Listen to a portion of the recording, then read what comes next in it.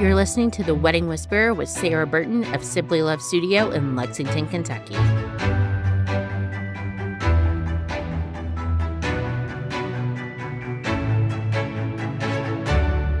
This is Sarah, and I am here today with Emily Orschell from the Thoroughbred Center. Emily has been here about 5 years now, and the Thoroughbred Center has been a preferred vendor of Simply Love Studio for about 10 years.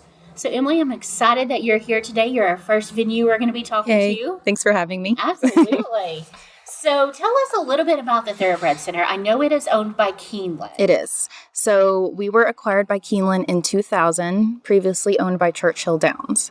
So we're like their little sister property. We are kind of the working side of Keeneland, so we house almost 900 horses that are in training on the back side of the property. There's a track back there, a starting gate they have to test out of before they can go race anywhere. So that's kind of like the main thing we do here. And then on top of it, we have the building that we use for events. I actually did not know that. Yeah. So we are currently sitting in the building that you host the events in. Mm-hmm. So tell our couples and our listeners a little bit about the space that you offer for events. Okay. We offer all three of our indoor spaces and our outdoor space, and they can be mixed and matched really however best fits the event.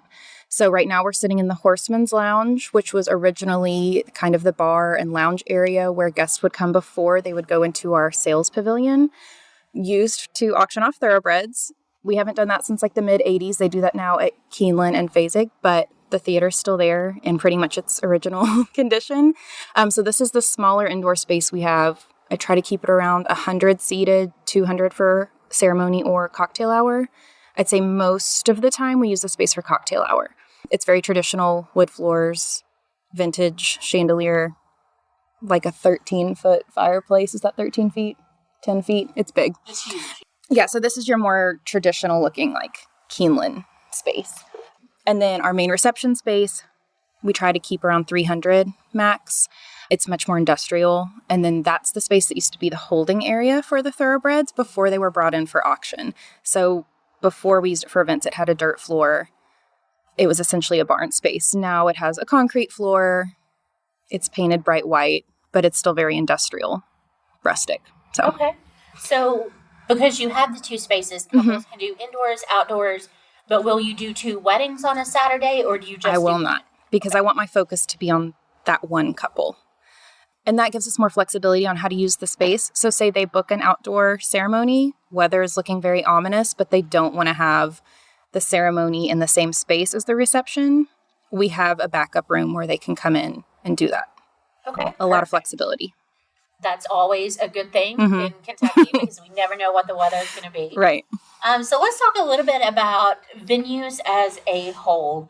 Whenever a couple is interested in a venue and as they're going through the research stage of venues, what is the best way for them to typically reach out to you and other venues they're interested in? For me personally, I prefer email. It's easier to stay organized. And the most information you can send in your inquiry, even if it's not set in stone, is helpful. So approximate guest count, overall feel of the wedding you're wanting, if you're wanting bar service, if it's just for the reception or if it's for ceremony and reception, all the details you can give are helpful.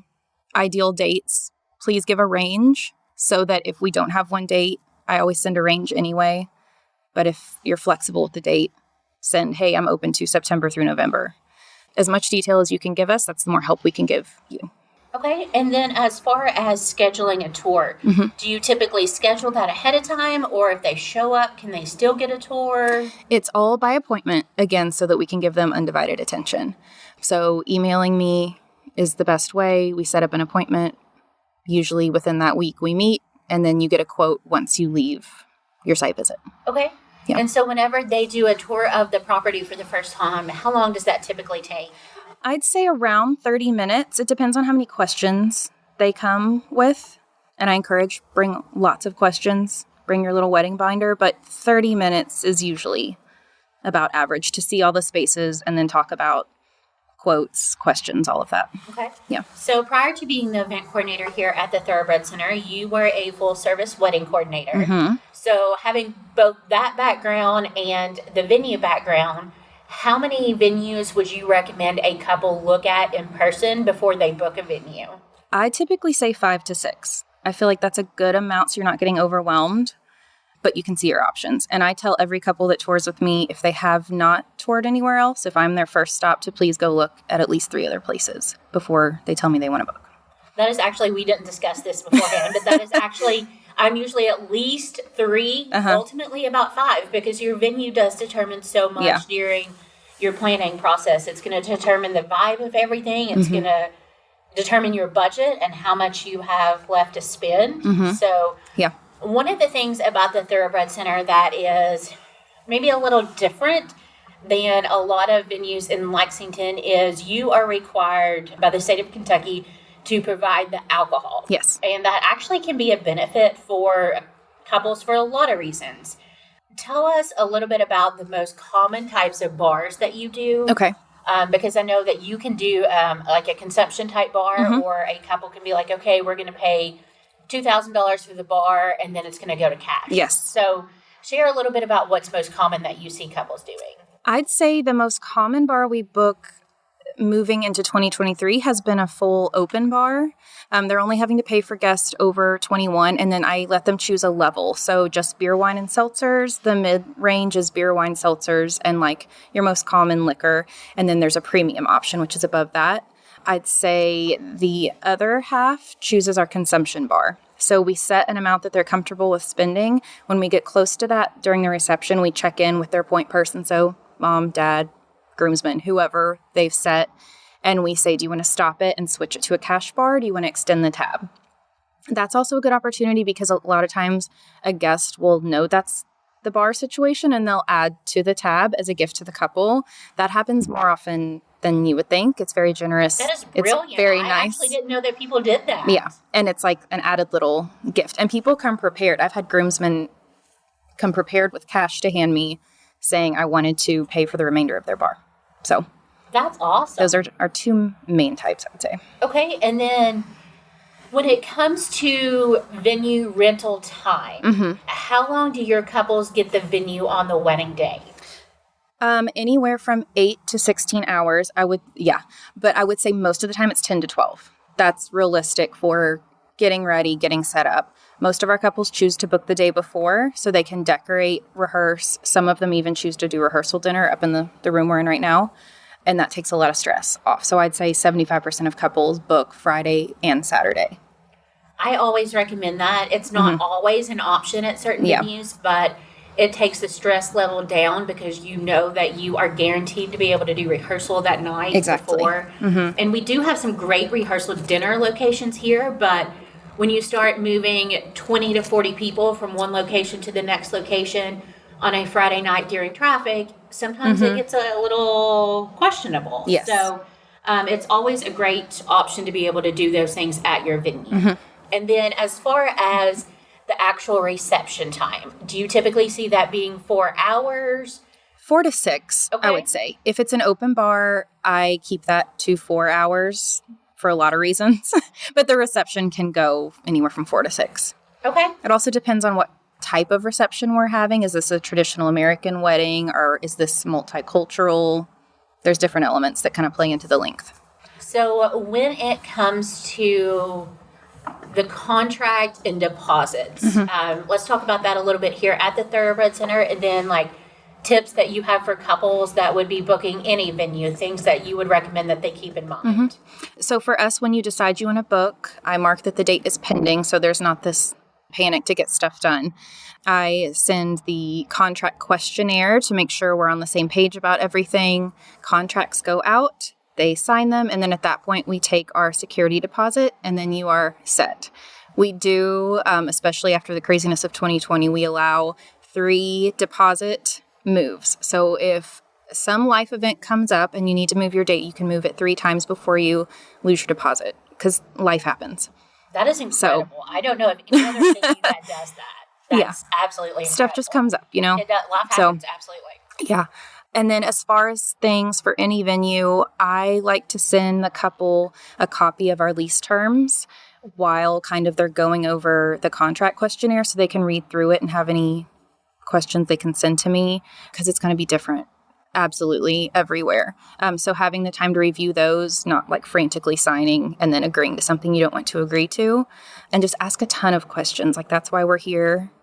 I always have brides apologizing for sending me questions, and they don't need to because I rather them know up front what's going on than feel unsure, on the back end. So just ask a ton of questions.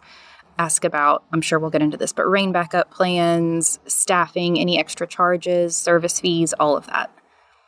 One thing that is unfortunately changing in 2023 is venues will be adding tax onto their venue fees. So I know previously venues have kind of done that differently depending on the venue and the services that they offer, but everyone will be required to do that now. And it's really unfortunate because that does come out of the couple's budget. But that's one of those things we have no control over. Right. So, and then let's talk a little bit about your most popular months here, and then how far in advance you recommend a couple book their venue. Probably a year and a half to 2 years out, at least come and visit. Every now and then we'll get a last minute booking for the less popular months. It's maybe like 4 months out, but I'd give yourself a year and a half to 2. It sounds like a long time based on like past years, but that's realistic. Most popular months here, I would say May, June, July, September, October, November. Well, and this year, December.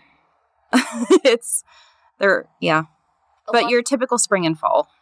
A lot of times people will be like, oh, you're going into your downtime. And I'm like, we're literally planning weddings. There is no downtime. There's no downtime because we're planning when we're not doing day of and stuff. We're always planning. There's always somebody engaged. There's always questions. There's always emails. Yeah. I am a little shocked that you said July.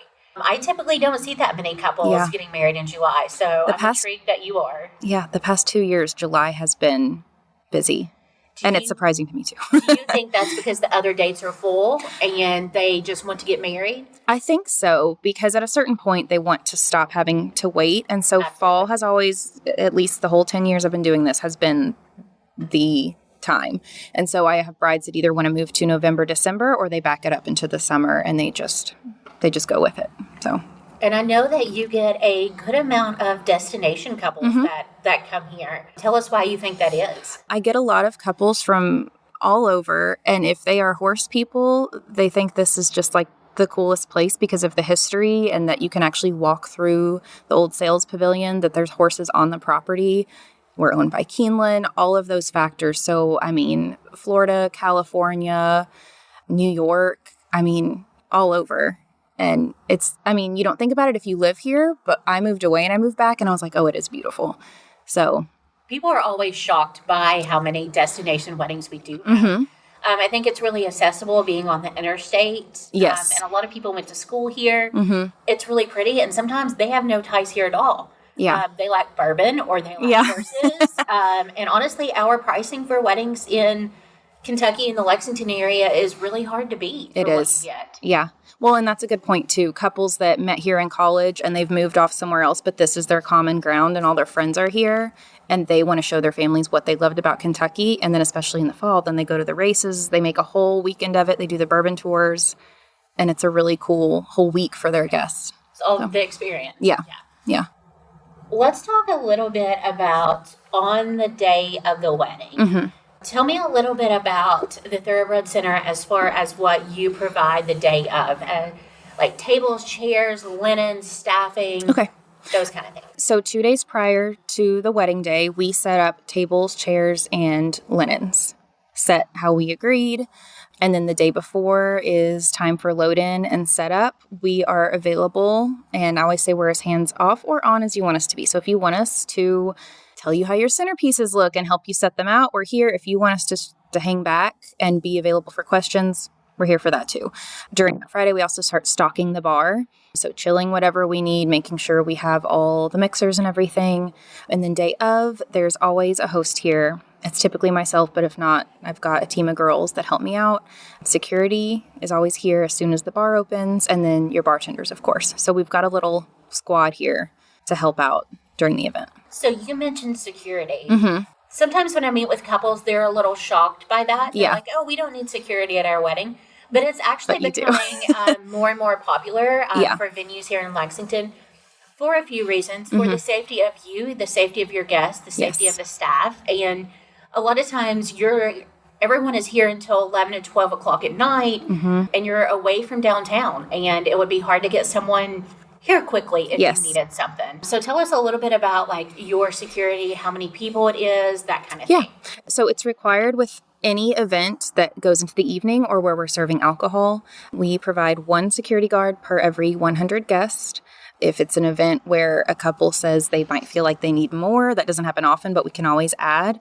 But yeah, it's just for safety of everyone there. If someone chokes, if someone suddenly needs an ambulance, like anything like that, you don't want it to happen, but stuff happens. And so they're here to be the point person for that. If anyone needs an Uber or a cab, if anyone just wants to be walked to their car in the parking lot after dark, they're here. And they're also here for the staff because everyone leaves, we close up, and they're here to walk us to our cars. But it's just comforting to have them here. And so you did touch on a couple of things, with my background in 15 years. And when I used to do full service planning, there were times where some of those situations did happen. Yes. You never want them to happen, but being prepared is crucial. One of the things that actually we did not touch on that is actually really important when it comes to venue is a getting ready suite. Tell us a little bit about your getting ready suite and maybe what you would recommend for couples to look for when they're either booking theirs or booking a hotel. I'd say most of our couples use our bridal suites for at least half of getting ready. So they may do hair at the salon or makeup off-site, and then they come over here. So in our courtyard area, we have a whole bridal suite with 2 rooms, couches, hooks for their dresses, mirrors, restrooms, and a little kitchenette. They can bring in breakfast, lunch. We provide mimosas. It's just their little spot to hang out all day. They can play their music as loud as they want. It's nice to have the spot here. A lot of our couples, even if, say that's just the reception here, they may tuck in there to eat something real quick and have some alone time before they come to the reception. It's just nice to have that little space. They're free of charge, so use them or not. They're here if you want them. And then in the back room, the guys get gypped a little bit here, I will say. There's 2 rooms in the reception space, again, with couches and chairs, hooks, mirrors for the guys. They usually show up like 2 hours before, tuck in there, eat some lunch. But there's a space for everyone to go I would in. say that's pretty common for most venues. The guys, unfortunately, they do get gypped a little bit, but a lot of times they'll go and play golf or go and do something fun that morning. Brunch, and they literally come in 10 minutes before they're supposed to be dressed and will change in the bathroom, throw their clothes in the car, and they're ready to go. They don't care. Yeah. So, well, Emily, do you have any other things that you would like to share with couples about venues or just anything that would make their day easier? The biggest piece of advice is just communication. I love when a bride sends me as much information as possible.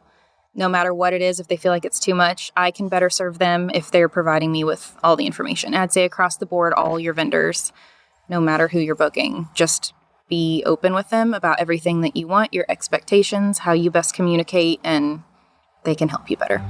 Perfect. Well, Emily, thank you so much for chatting with us today. For more information about Simply Love Studio or to schedule your wedding consultation, go to simplylovestudio.com.